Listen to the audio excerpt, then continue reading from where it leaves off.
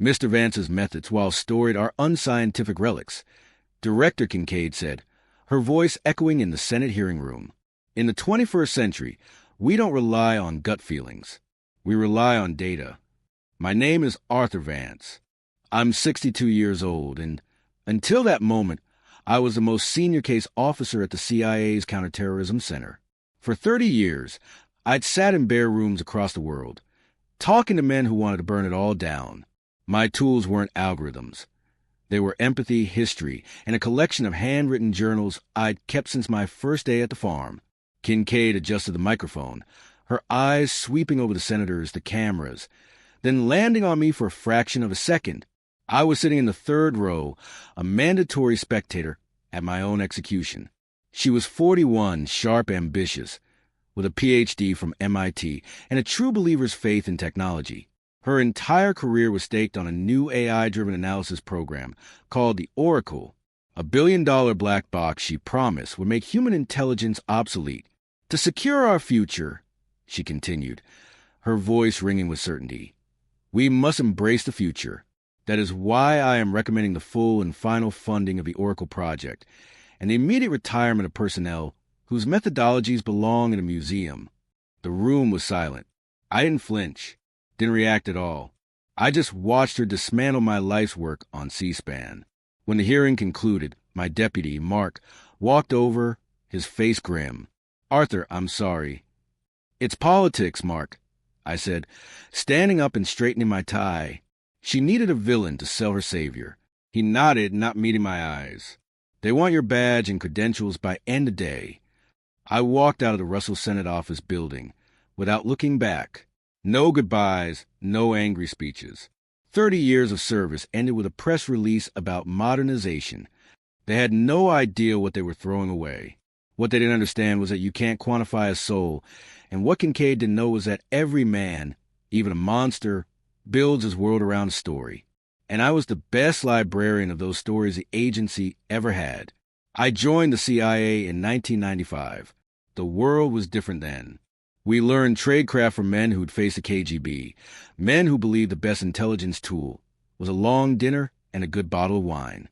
I was good at it because I was a listener. I didn't just hear what people said. I heard what they meant. Early in my career, I started keeping journals, not on active cases, but on archetypes. The zealot, the betrayed patriot, the true believer, the mercenary. For each one, I'd find a historical parallel. A figure from the past whose psychology mirrored the man in front of me. I studied their letters, their biographies, their failures. It gave me a blueprint for their souls. My colleagues thought it was a strange hobby. Reading history on company time, Arthur, they joke. But it worked. I could sit with a man who'd built his identity on a foundation of hate, and within hours, I'd find the one crack in that foundation, the one story he told himself that wasn't true, and then, quietly, I'd help him see it. It wasn't about breaking them. It was about showing them they were already broken. Director Anya Kincaid came from a different world. A world of data sets, predictive analytics, and machine learning. She saw human behavior as a series of inputs and predictable outputs. To her, my methods were anecdotal, messy, unrepeatable. Where's your data to support that conclusion, Arthur? She'd ask in briefings. A feeling isn't actionable intelligence.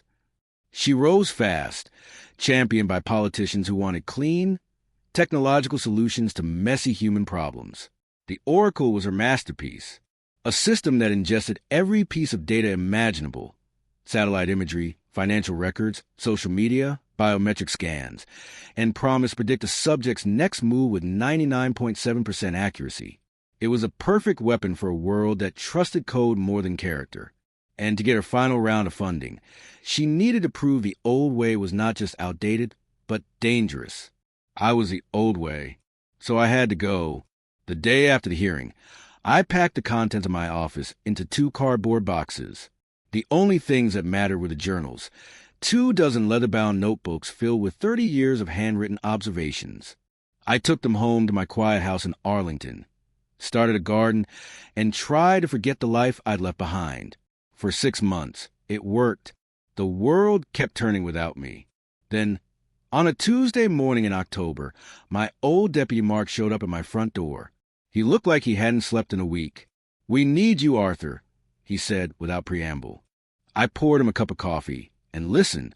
3 days ago, a joint task force had captured a man known only as the Ghost. He was the chief strategist for a new, sophisticated terror network that had claimed responsibility for attacks in Rome and Berlin. They knew he was planning something catastrophic on U.S. soil, something in the next 48 hours. But he wasn't talking. "What does the Oracle say?" I asked, stirring my coffee. Mark ran a hand through his thinning hair. "That's the problem. It's not working. The Ghost gives it nothing. No elevated heart rate. No telltale micro-expressions. He answers every question calmly, logically. He's feeding it false data, tying it in knots. The AI says he's a low-level functionary, but we know he's the architect. Kincaid's team has run every algorithm they have. They've got nothing. The machine is stumped." I took a slow sip of my coffee. "So, the billion-dollar brain has been outsmarted. Why is that my problem?" "Because he's not a machine, Arthur. He's a man, and you're the only one we have left who knows how to talk to them. The president authorized our coming to you." Something cold and clear settled in my chest. Not joy, not even satisfaction, just focus. They had thrown me away like a broken tool, and now they were back, asking me to fix what their new machine couldn't.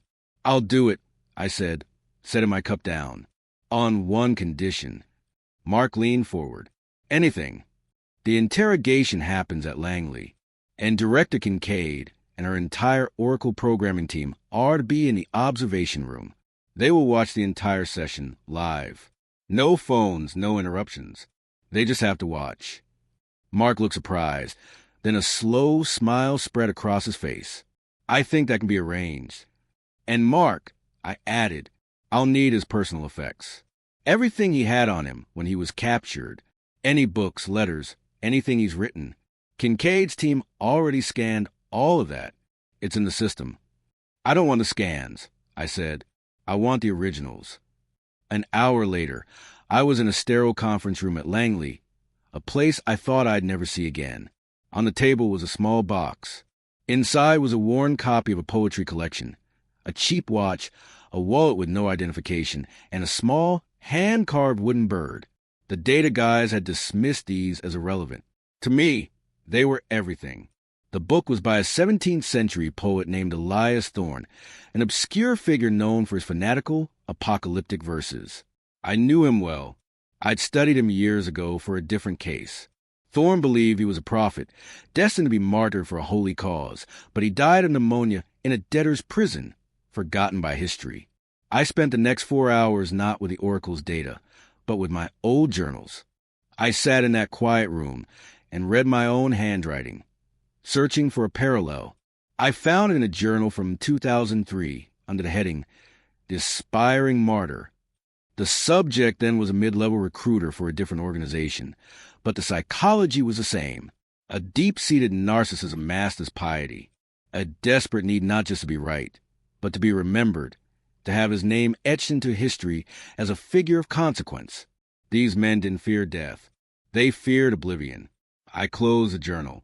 I didn't need the Oracle's predictive models. I knew who the Ghost was. He wasn't a soldier or a strategist.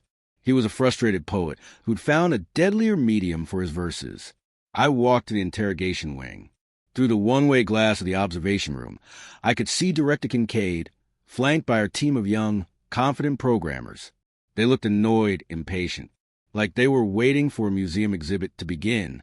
Mark gave me a subtle nod.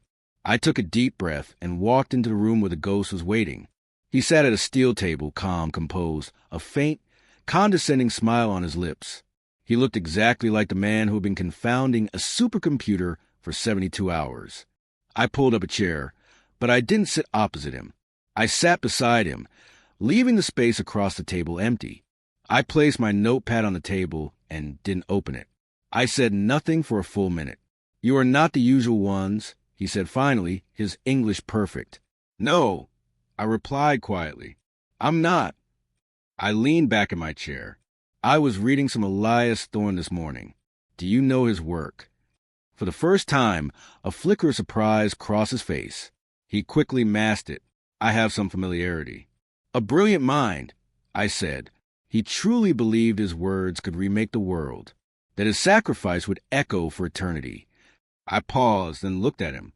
He died of a fever in a London prison, buried in an unmarked grave. His work was forgotten for 200 years. A footnote. The ghost's composure didn't crack, but his eyes narrowed. He was listening now. History is a cruel editor. I continued, my voice conversational. It remembers the grand architects, the kings, the emperors, the ones who build things. It rarely remembers the ones who only tear things down. They become cautionary tales, names in a textbook that students forget after the exam. My cause is greater than any one man, he said, the first trace of defensiveness in his voice. Of course, I nodded, but causes are remembered through their leaders. Your leader, the one you serve, his name will be remembered. His story will be told. But the strategists? The planners? They fade. They become anonymous. The man who designed the bomb is never as famous as the man who ordered it dropped. I could feel the shift in the room. His carefully constructed identity was being challenged, not with threats or psychological tricks, but with a simple, terrifying question. What if no one remembers you? You are trying to manipulate me, he said, but the conviction was gone. No, I said softly. I'm just a student of history. I'm thinking about your legacy. The attacks you planned, they will cause pain, chaos. And then they will be stopped. The world will rebuild. Security will increase. Your network will be dismantled. Your leader will be hunted down. And you? You'll be a name in a classified file. A ghost, just as your name implies. Nothing more. No one will read your poetry. I leaned forward slightly. Elias Thorne thought he was a prophet, but in the end, he was just a man who died alone in a cold room. His grand vision came to nothing. Do you know what his last recorded words were? Did I matter? That was it. The crack in the foundation. The ghost stared at the steel table, his jaw tight. The story he'd built his entire life around, that of a historical actor, a man of destiny, was collapsing into a tale of pathetic obscurity. He wasn't a martyr in the making. He was the next Elias Thorne. He was silent for a long time. The condescending smile was gone, replaced by a deep, hollow look of fear. Not fear of pain, but fear of being forgotten. There's a shipping container, he began, his voice barely a whisper, at the port of Baltimore. It's scheduled for pickup in 6 hours. He told me everything. The target, the method, the names, all of it. The entire session took 47 minutes.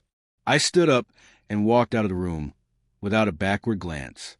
In the hallway, Mark was waiting, his face pale with awe. The TAC teams are already rolling, he said. How did you?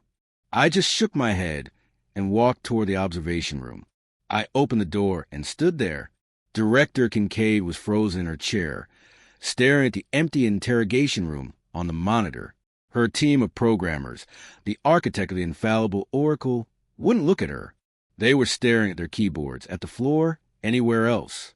The silence in the room was absolute, heavier than any sound. It was the sound of $1 billion theory being crushed by a single inconvenient fact. The sound of a career evaporating. Kincaid finally looked up at me. Her face was a mask of disbelief and humiliation. There was nothing I needed to say. Her own certainty had condemned her. My very presence was the verdict. I held her gaze for a moment, then turned and walked away. A year later, I was back in my garden, pulling weeds from around my tomato plants. The ghost's plot was thwarted. His network was dismantled. Most of them were captured using the intelligence he provided. It was a footnote in the news cycle, a crisis averted that the public barely registered. Mark called me a few weeks after the interrogation. Kincaid's been reassigned, he said. Deputy Director of Procurement for the North Atlantic Sector. They're sending her to Iceland to count fishing boats. The Oracle project is under indefinite review. They're calling it a strategic reassessment. We both knew what that meant. It was over. My phone buzzed. It was an email from a young analyst at MI6. He'd heard about the Baltimore incident and was writing to ask if I had any published papers on my interrogation philosophy. He wanted to understand how to find the story behind the man. I put the phone down and picked up one of my old journals from the table beside me. Its leather cover was worn smooth from years of use. I opened it to a random page. The ink slightly faded. It was filled with observations on human nature, on history, on the stories we tell ourselves to survive. Kincaid had called them relics. She was wrong. They weren't a record of the past. They were a blueprint for the future. A reminder that no matter how much data you collect, no matter how smart the machine becomes, the most complex, most vulnerable, and most powerful algorithm in the world will always be the human heart. And I was simply a man who had learned how to read the code.